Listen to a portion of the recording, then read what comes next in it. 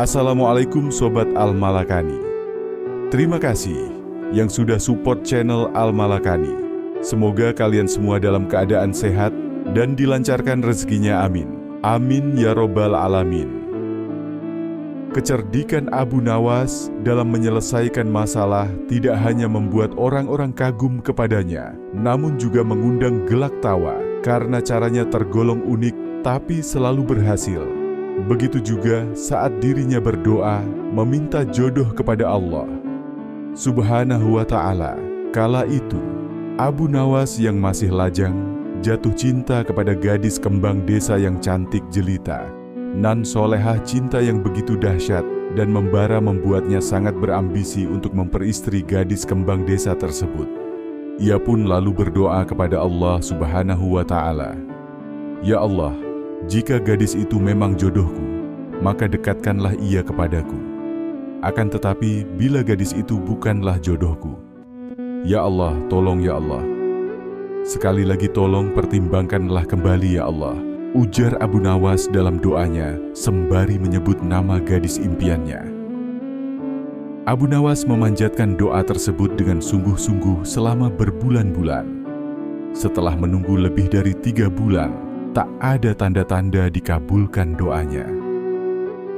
Ia pun kemudian mengganti kalimat doanya. Akan tetapi kali ini ia tak ingin memaksa Allah. Agar doanya dikabulkan, kalimat doa yang diucapkannya pun cenderung lebih pasrah tanpa diembel-embeli nama gadis yang didambakannya. "Ya Allah, berikanlah istri yang terbaik untukku ya Allah." Namun untuk kesekian kalinya, Allah masih belum mengabulkan doa Abu Nawas. Meski demikian, Abu Nawas tak pernah menyerah berdoa kepada Allah lama-lama. Ia khawatir juga karena takut gadis pujaannya keburu dipinang laki-laki lain. Akhirnya ia memutar otak. Bagaimana caranya agar doanya cepat dikabulkan? Ia pun mengubah kalimat doanya untuk kesekian kalinya. "Ya Allah, kini aku tidak lagi meminta untuk diriku. Ya Allah, hanya meminta gadis itu sebagai menantu ibuku yang sudah tua renta sekali lagi, bukan untukku ya Allah. Aku hanya ingin melihat ibuku bahagia. Ya Allah, maka jadikanlah gadis itu sebagai menantunya." Abu Nawas membawa nama ibunya dalam doa, padahal tetap saja permintaannya itu untuk dirinya. Allah Maha Tahu dan tidak perlu diakali. Tapi barangkali karena keikhlasan dan keluguan Abu Nawas tersebut, Allah pun mengabulkan doanya. Singkat cerita, menikahlah Abu Nawas dengan gadis pujaannya. Itu Abu Nawas pun sangat gembira. Mempunyai istri cantik jelita, di mana gadis itu dulunya merupakan kembang desa yang jadi rebutan para lelaki di kampungnya. Setelah menikah dengan Abu Nawas beberapa bulan, istrinya yang baru pulang dari pasar terlihat murung Abu Nawas yang sangat sayang dan perhatian dengan istrinya merasa khawatir. Ia pun lalu bertanya, "Wahai Dinda istriku, kenapa engkau terlihat murung?" Istrinya menjawab, "Suamiku, kamu tahu sendiri kan? Sebelum aku menikah denganmu, banyak laki-laki yang ingin mendapatkanku. Tapi aku lebih memilih dirimu untuk menjadi suamiku. Namun sepertinya mereka masih belum bisa menerima kenyataan ini. Mereka masih saja menggodaku, baik ketika ketemu di jalan ataupun di tempat-tempat lain tadi. Di pasar mereka juga menggodaku." Mendengar penuturan istrinya itu, Abu Nawas langsung memeluknya dan berkata, "Jangan khawatir Dinda, Kanda punya cara untuk menyadarkan mereka." Selepas itu, Abu Nawas lalu pergi ke pasar untuk membeli ubi-ubian dan beberapa pewarna makanan. Usai dari pasar, ubi-ubian yang dibelinya langsung dimasak menjadi makanan. Lalu makanan tersebut diberi warna yang berbeda-beda. Ada yang warna merah, ada yang putih, dan juga warna coklat. Setelah semuanya selesai, Abu Nawas kemudian memanggil semua laki-laki yang selalu menggoda istrinya itu, sebab yang mengundang adalah Abu Nawas. Dan di rumahnya ada sosok wanita yang cantik. Laki-laki di kampungnya pun berbondong-bondong menghadiri undangan Abu Nawas itu. Setibanya di rumah Abu Nawas, dihidangkanlah makanan dari ubi-ubian yang telah diberi pewarna. Ada yang berwarna merah, coklat, putih, dan sebagainya. Tak perlu waktu lama, para tamu pun langsung menikmati hidangan dengan antusias. Mereka juga berhasrat menikmati makanan dengan warna yang berbeda. Ternyata dari banyak warna itu rasanya sama saja, hingga mereka saling berbisik menanyakan rasa hidangan yang dimakannya.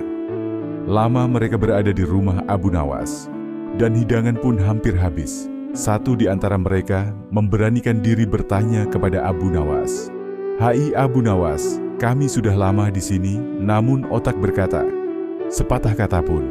Jadi apa tujuanmu mengumpulkan kami?" Abu Nawas menjawab, "Tujuanku mengundang kalian. Kemari hanya untuk menikmati beraneka macam makanan yang aku masak." "Oh, kalau begitu kami mengucapkan terima kasih, Abu Nawas, tapi ada tapinya nih Abu Nawas, dari semua makanan yang kamu masak ini, meskipun berbeda-beda warna, tapi rasanya kok sama semua." Lepas menghirup nafas sejenak, Abu Nawas pun menjelaskan, "Saudara-saudaraku, yang kalian makan itu tak ubahnya ibarat istri-istri kita, semuanya terlihat menarik. Hanya karena warnanya yang berbeda, sehingga kita pun tergoda untuk menikmatinya. Tapi setelah kita memakannya, rasanya tetap sama saja. Pada dasarnya wanita hanya berbeda dari fisiknya saja, namun mereka sama. Wanitanya rasanya juga sama," ujar Abu Nawas mendengar penjelasan. Abu Nawas mereka pun tertunduk malu. Mereka merasa bersalah karena sering menggoda istri Abu Nawas. Persatu dari mereka akhirnya pamit pulang, sembari minta maaf. Sejak saat itulah tidak ada lagi yang menggoda istri Abu Nawas.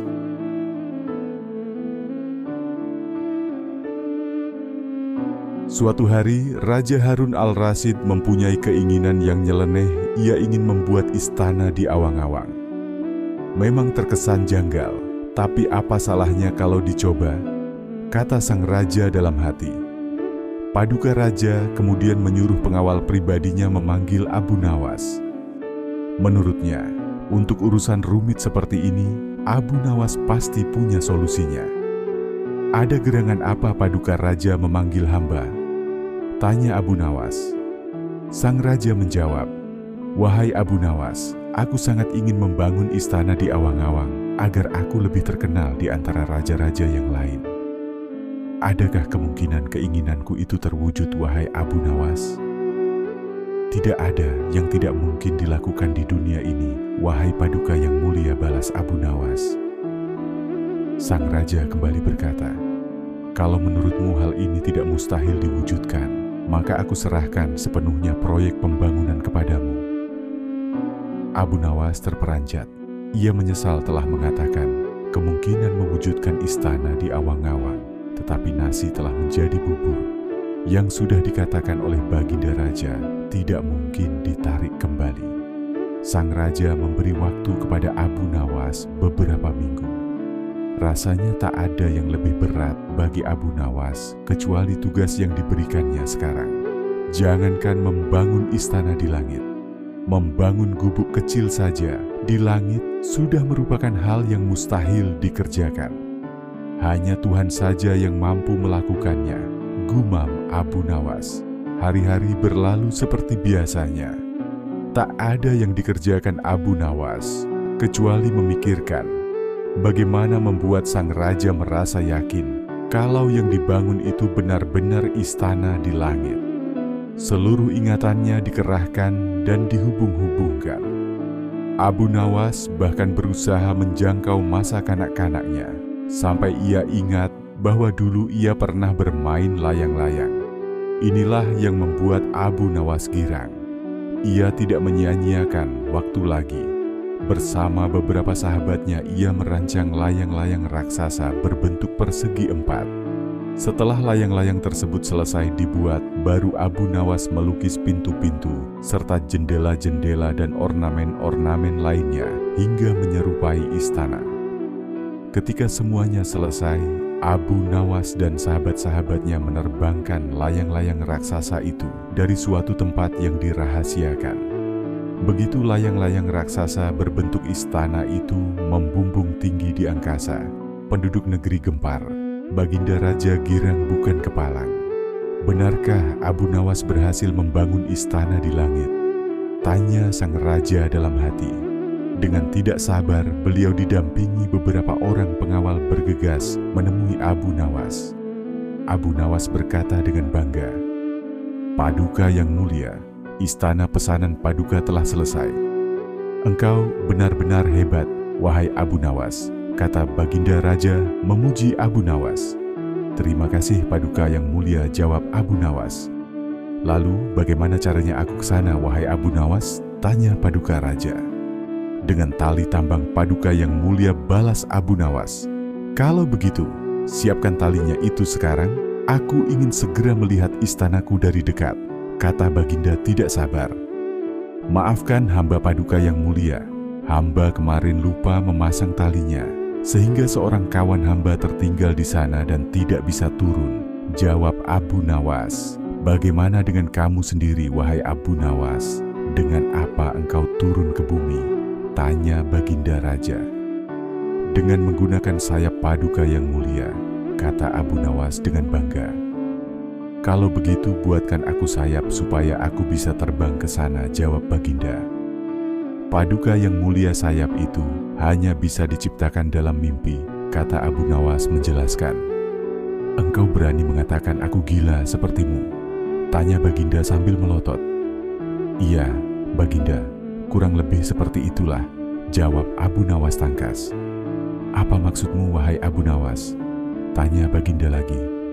Baginda tahu bahwa membangun istana di awang-awang adalah pekerjaan yang mustahil dilakukan, tetapi Baginda tetap menyuruh hamba mengerjakannya, sedangkan hamba juga tahu bahwa pekerjaan itu mustahil dikerjakan. Tetapi hamba tetap menyanggupi titah Baginda yang tidak masuk akal itu.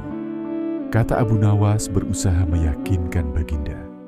Tanpa menoleh, Baginda Raja kembali ke istana diiringi para pengawalnya. Sementara Abu Nawas berdiri sendirian sambil memandang ke atas melihat istana terapung di awang-awang. "Sebenarnya siapa di antara kita yang gila?" tanya Baginda Raja mulai jengkel. "Hamba kira kita berdua sama-sama tidak waras, tuanku. Tapi lebih duluan yang punya ide," jawab Abu Nawas sambil senyum dan tanpa ragu.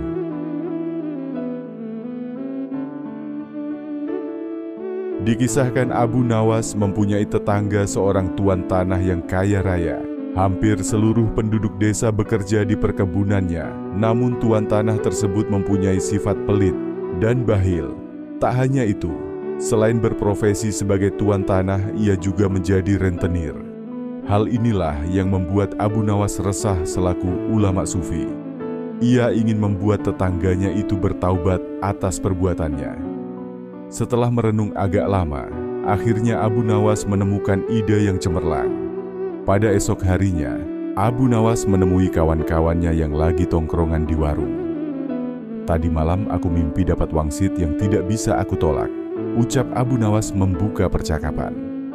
Salah satu dari kawan Abu Nawas bertanya, "Apakah isi wangsit dalam mimpimu?" Abu Nawas menjawab, "Aku mendapatkan wangsit. Apapun yang dititipkan padaku maka akan beranak." "Maksudnya bagaimana, wahai Abu Nawas?" tanya mereka bingung. "Kalau kalian menitipkan padaku satu ayam, maka dalam beberapa hari ayamnya akan beranak dan ayam kalian akan menjadi bertambah. Begitu pula bila kalian menitipkan uang atau aku meminjam uang, maka beberapa hari kemudian uang kalian akan beranak dan tentunya uang kalian akan bertambah," jelas Abu Nawas. Sebagian kawannya ada yang percaya, ada juga yang tidak percaya. Jangan-jangan ini cuman akal tulus Abu Nawas untuk meminjam uang. "Nanti sore aku akan meminjami 1 ekor kambing kepadamu," ucap salah satu dari mereka yang lain. "Menimpali aku akan meminjamimu uang 2 dinar. Silahkan, silahkan," dengan senang hati balas Abu Nawas. Setelah 5 hari berlalu, ternyata benar kambing, dan uang yang dipinjamkan kepada Abu Nawas menjadi beranak. Yang meminjamkan 1 ekor kambing, dikembalikan Abu Nawas menjadi 3 ekor kambing. Yang meminjamkan uang 2 dinar, dikembalikan Abu Nawas menjadi 5 dinar. Berita tentang Abu Nawas tersebut tersebar ke seluruh penduduk desa, dan sampai ke telinga tuan tanah pelit yang menjadi rentenir. Dengan ditemani beberapa pengawalnya, tuan tanah itu mendatangi rumah Abu Nawas. "Wahai saudaraku Abu Nawas, adakah keperluan yang kau inginkan? Katakan saja, nanti aku bisa meminjamimu," ucap tuan tanah merayu. "Maaf tuan, kayaknya saat ini saya lagi tidak membutuhkan apa-apa," balas Abu Nawas. "Baiklah, nanti kalau kamu perlu apa-apa datang saja padaku. Jangan sungkan-sungkan," timpal si tuan tanah dengan senyum yang ramah. "Baik tuan, kapan-kapan saya akan ke rumah tuan," ucap Abu Nawas. Tuan tanah dan para pengawalnya pun pamit pulang meninggalkan rumah Abu Nawas. Di suatu sore, Abu Nawas merasakan lapar. Ia tak mempunyai apapun di dalam rumah untuk dimakan. Kemudian Abu Nawas mendatangi tuan tanah untuk meminjam 3 butir telur. Dengan senang hati si tuan tanah menyambut dan meminjamkannya kepada Abu Nawas 5. Hari kemudian Abu Nawas mengembalikan telur yang dipinjamnya. Si tuan tanah menerimanya dengan senang hati. Saat ia membuka bungkusan yang dibawa, Abu Nawas jumlah telurnya bertambah menjadi 5. "Kok telurnya ada 5? Tanya tuan tanah pura-pura tidak tahu sembari tersenyum. "Tidakkah tuan mendengar kabar apapun yang saya pinjam pasti beranak," ujar Abu Nawas. Si tuan tanah pun tersenyum bahagia. Ia lalu menawarkan pinjaman-pinjaman lain kepada Abu Nawas. Namun Abu Nawas menolaknya dengan alasan sedang tidak butuh. Hingga pada suatu hari, Abu Nawas kembali mendatangi tuan tanah yang kaya raya itu. "Ada perlu apa, wahai saudaraku Abu Nawas?" tanya si tuan tanah. "Saya ingin meminjam uang 1000 dinar," jawab Abu Nawas. Jumlah uang yang terbilang cukup banyak. Dengan uang segitu, bisa untuk menggaji seluruh karyawan tuan tanah selama sebulan. Tuan tanah kaya raya itu segera membuka brankas uangnya dan meminjamkan uang sejumlah 1000 dinar kepada Abu Nawas. "Ini uangnya wahai saudaraku, silakan dibawa pulang," ucap tuan tanah sambil memberikan uangnya. Abu Nawas pun pulang dengan membawa uang 1000 dinar. Sementara tuan tanah yang pelit itu berkhayal. "Tidak lama lagi uangku akan bertambah banyak," ucapnya dalam hati kegirangan. Hari berganti hari. Si tuan tanah merasa tidak sabar menunggu kedatangan Abu Nawas. 5 hari berlalu, Abu Nawas masih belum juga datang. Tak merasa sudah berjalan 1 bulan, dan Abu Nawas tak kunjung datang ke rumahnya. Karena tidak sabar, si tuan tanah mendatangi Abu Nawas dengan didampingi pengawalnya. "Wahai Abu Nawas, sudah sebulan aku menantimu, tapi kamu malah tidak datang," kata si tuan tanah. "Oh iya tuan, maafkan saya. Sebenarnya saya akan ke rumah tuan, namun saya sangat sibuk. Tapi berhubung tuan sudah ada di rumah saya, sekalian saja ada yang mau saya bicarakan," kata Abu Nawas beralasan. "Tidak apa-apa, wahai saudaraku, silahkan. Apa yang mau engkau bicarakan?" balas si tuan tanah. "Begini tuan," Abu Nawas mencoba menjelaskan, "uang yang tuan titipkan padaku 3 hari kemudian mati. Pura-pura bisa beranak, yang ada malah mati tak tersisa. Apa maksudmu, wahai Abu Nawas?" tanya tuan tanah penuh emosi. "Kamu mau mempermainkan aku ya?" sambungnya. "Tidak tuanku, tapi memang begitulah kenyataannya," balas Abu Nawas. Tak terima dengan hal itu, si tuan tanah lalu melaporkan Abu Nawas ke pengadilan. Ia menuntut Abu Nawas agar dihukum pancung karena telah menipu dirinya dengan jumlah uang yang sangat besar. Saat keduanya dihadapkan kepada hakim, si tuan tanah berkata, "Wahai hakim yang mulia, Abu Nawas telah menipuku. Katanya uang yang aku titipkan kepadanya bisa beranak, tapi kenyataannya dia menipuku dan tidak sepeser pun mengembalikan uangnya padaku. Saya minta supaya Abu Nawas dihukum pancung." Setelah mendengar kesaksian dari tuan tanah, sang hakim bertanya kepada Abu Nawas, "Benarkah seperti itu, wahai Abu Nawas?" Abu Nawas menjawab, "Wahai hakim yang mulia, saya sama sekali tidak menipu dia." Lalu kenapa kamu tidak mengembalikan uangnya? Tanya Hakim. Abu Nawas kembali menjawab, dari awal sudah saya katakan padanya, Tuan Hakim, apapun yang dititipkan padaku bisa beranak, dan kebetulan uang yang ia titipkan padaku bukannya beranak, tapi malah mati, dan aku tak mungkin mengembalikannya karena sudah mati. Bukankah sesuatu yang beranak pasti bisa mati? Kata Abu Nawas menjelaskan. Sang Hakim manggut-manggut dan membenarkan ucapan Abu Nawas. Memang segala sesuatu yang beranak cepat atau lambat pasti akan mati. Dengan ini Abu Nawas dibebaskan dari segala tuduhan dan tidak diwajibkan untuk mengganti rugi. Mendengar keputusan itu, si tuan tanah langsung jatuh pingsan. Ia telah tertipu oleh wataknya sendiri sebagai orang yang kikir dan berprofesi sebagai rentenir. Demikianlah kisah Abu Nawas menghadapi orang pelit yang berprofesi sebagai rentenir.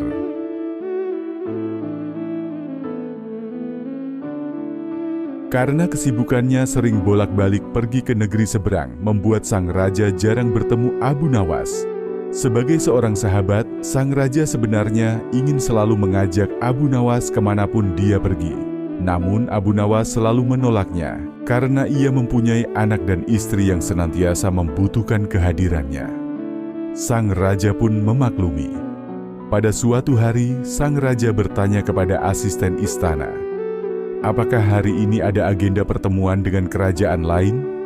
Tidak ada, Paduka yang mulia, jawabnya. Berarti hari ini tidak ada kegiatan sama sekali, sahut sang raja. Ia pun kemudian teringat dengan Abu Nawas. Sudah lama rasanya sang raja tidak pernah melihat kehadirannya. Sang raja nampaknya kangen dengan kelucuan Abu Nawas. Prajurit, tolong panggilkan Abu Nawas, suruh menghadap ke istana. Sekarang juga perintah Baginda Raja. Setelah Abu Nawas datang ke istana, ia pun disambut senyuman Baginda Raja. Wahai Abu Nawas, sudah lama aku tidak melihatmu. Bagaimana kabarmu? Tanya Baginda Raja. Alhamdulillah, saya baik-baik saja, Baginda. Kalau boleh tahu, ada gerangan apa kok tiba-tiba Paduka Raja memanggil hamba? Tanya balik Abu Nawas. Tidak ada apa-apa, saya hanya ingin ngobrol denganmu, balas sang raja. Kemudian terjadilah dialog antara keduanya. Setelah sekian lama berbincang-bincang, tiba-tiba terlintas di benak Baginda, bukankah ibunya Abu Nawas sudah meninggal? Lalu timbullah ide untuk kembali mengerjai Abu Nawas. Sebenarnya sang raja hanya ingin menguji kecerdikan Abu Nawas. Hai Abu Nawas, besok bawalah ibumu ke istana, nanti aku beri engkau hadiah 100 dinar, perintah Baginda Raja. Mendengar itu, Abu Nawas pun kaget. Bukankah Baginda sudah tahu kalau ibu saya sudah tiada?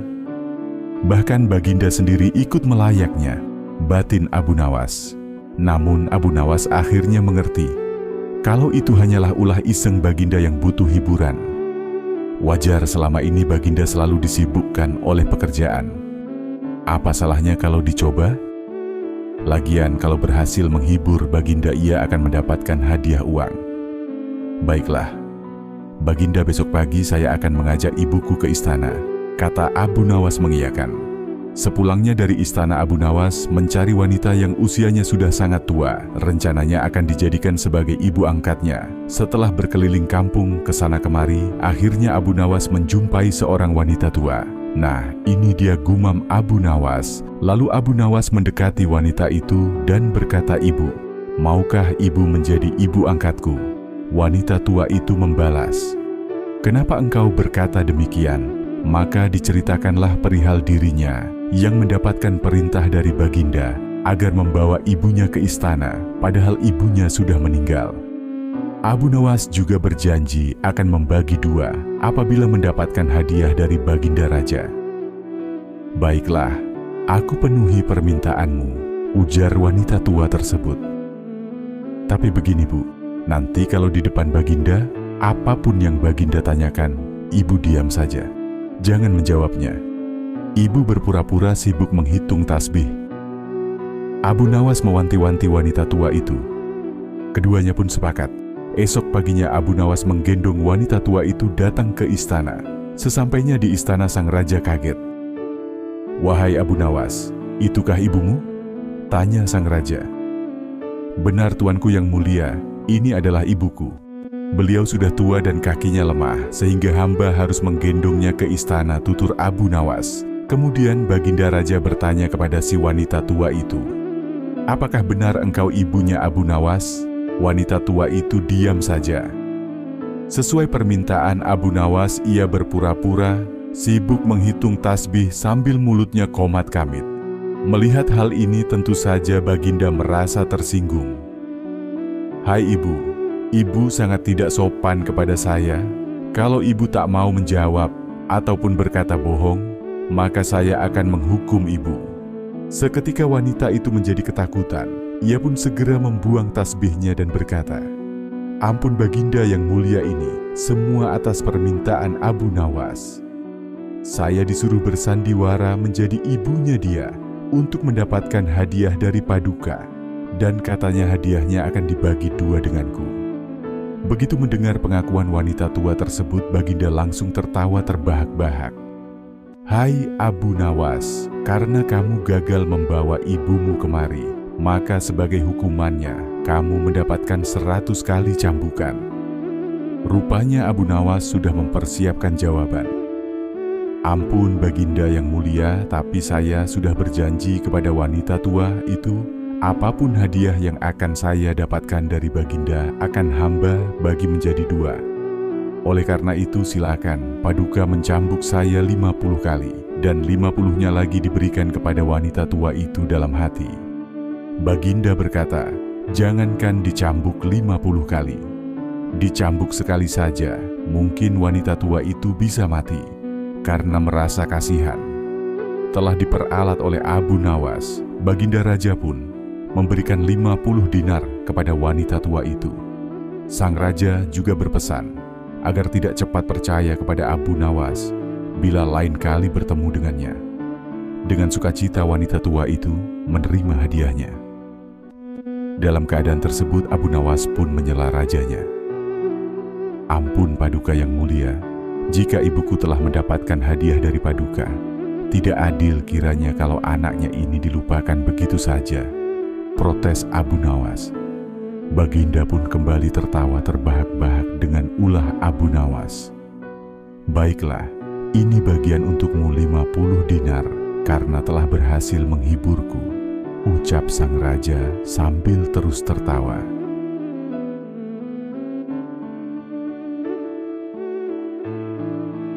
Di setiap Abu Nawas menghadapi tantangan Baginda Raja, ia berulang kali berusaha bagaimana caranya supaya lepas dari hukuman. Berkat ide-ide konyolnya itulah, Abu Nawas selalu membuat Baginda Raja menyerah. Bahkan tidak jarang, Abu Nawas justru pulang membawa hadiah. Namun kali ini Abu Nawas malah memilih untuk dipenjara daripada harus berbohong kepada Baginda Raja. "Loh, kok bisa begitu?" Begini ceritanya. Diketahui Baginda Raja Harun al-Rasyid mempunyai 2 orang putra-putra. Pertama bernama Al-Amin, sedangkan putra yang kedua bernama Al-Ma'un. Al-Amin ini ternyata sangat bodoh dan pemalas, sedang Al-Ma'un terkenal rajin dan pintar dalam bidang ilmu sastra. Baginda Raja sangat menyukai Al-Ma'un karena kecerdasannya tersebut. Ini tentu membuat sang permaisuri tidak suka lantaran sang raja dianggap pilih kasih.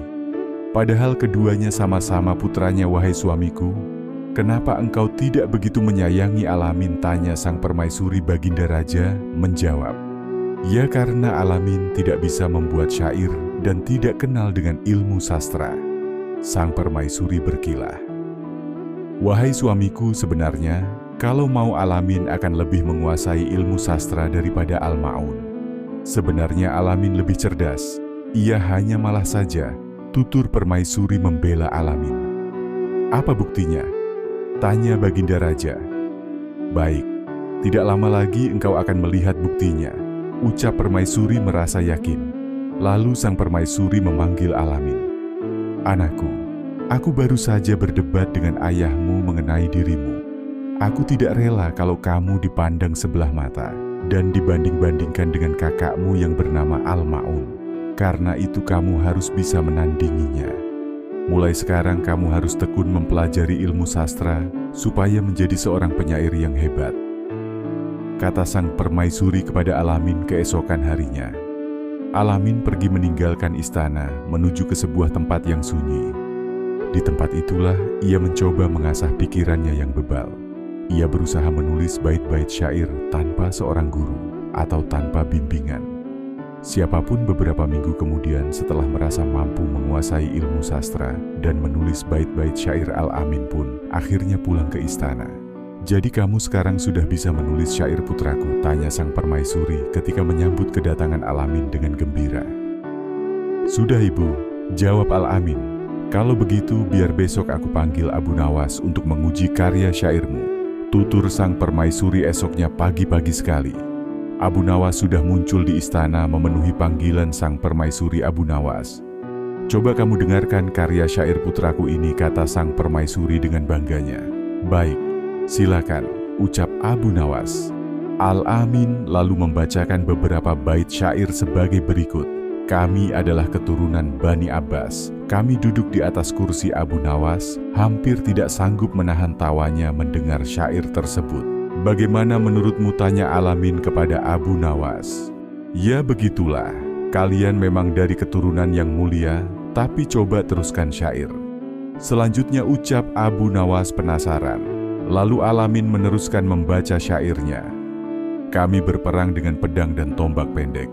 Belum selesai meneruskan syairnya, Abu Nawas langsung mencegatnya syair. "Macam apa itu?" Celetuk Abu Nawas yang sudah tidak mau berbasa-basi lagi. Al-Amin marah sekali. Mendengar cemoohan Abu Nawas tersebut, ia lalu menyuruh seorang pasukan istana untuk menangkap dan memasukkan Abu Nawas ke dalam penjara. Beberapa hari kemudian, Baginda Raja bertanya kepada pengawalnya, "Abu Nawas kok tidak pernah lagi kelihatan? Coba kalian panggil Abu Nawas di rumahnya untuk kemari," perintah Baginda Raja. "Ampun Paduka yang mulia, tapi Abu Nawas memang sedang tidak berada di rumahnya," jawab si pengawal. "Memangnya Abu Nawas pergi kemana?" tanya Baginda Raja. "Ingin tahu? Dia tidak pergi kemana-mana Paduka yang mulia, tapi dia sedang berada di dalam penjara," balas si pengawal. "Apa sebabnya dia di penjara?" tanya. Baginda Raja heran Abu Nawas dianggap telah menghina syair yang dibuat oleh putra Baginda yang bernama Al-Amin, ujar. Si pengawal mendengar penjelasan pengawalnya itu. Lalu Baginda Raja memanggil putranya yang bernama Al-Amin. "Wahai putraku, kenapa kamu memenjarakan Abu Nawas?" tanya Baginda.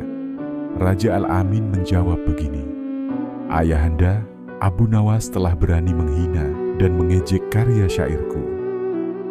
Baginda Raja tersenyum dan berkata, "Ya tentu sajalah, karena karya syairmu kan memang jelek." Abu Nawas itu seorang penyair hebat, jadi bisa menilai mana karya syair yang bagus dan yang tidak bagus. Lagi pula apa yang ia katakan itu jangan kamu anggap sebagai ejekan, melainkan sebuah kritikan yang harus kamu terima dengan lapang dada, ujar Baginda Raja menasehati. "Baiklah, kalau begitu, beri lagi aku kesempatan waktu untuk memperbaiki karya syairku," kata Al-Amin sambil beranjak pergi. Untuk kedua kalinya, Al-Amin pergi ke tempat yang sepi guna mengasah pikiran dan mendalami ilmu sastra agar bisa menulis syair yang benar-benar bagus, tidak seperti sebelumnya. Dan beberapa hari kemudian ia pun pulang ke istana.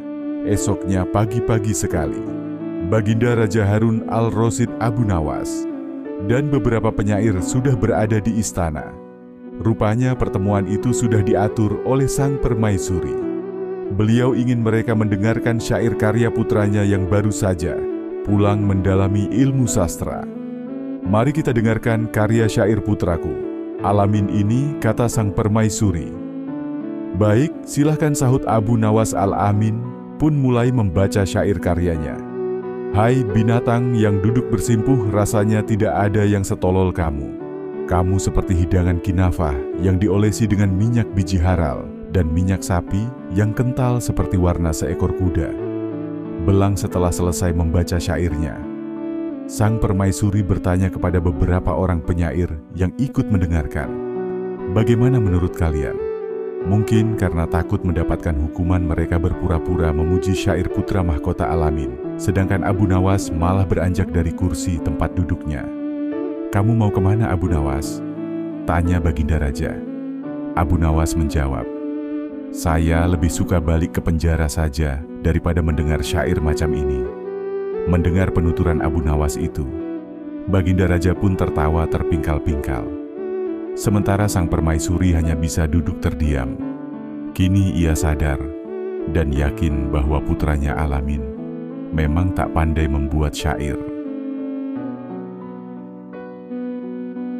Sampai bertemu lagi di kisah selanjutnya. Semoga cerita tadi bisa menghibur kalian semua. Assalamualaikum warahmatullahi wabarakatuh.